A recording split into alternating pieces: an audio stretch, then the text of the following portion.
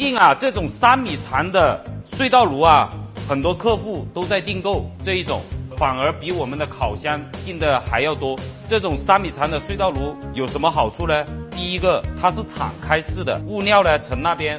进去，然后从这边出来。如果说您的产品短时间烘烤，你说3分钟、5分钟能烤好的，最好用这种3米长的隧道炉，省人工。我们来看一下这条3米长的隧道炉的传送带，传送带呢是用的全不锈钢的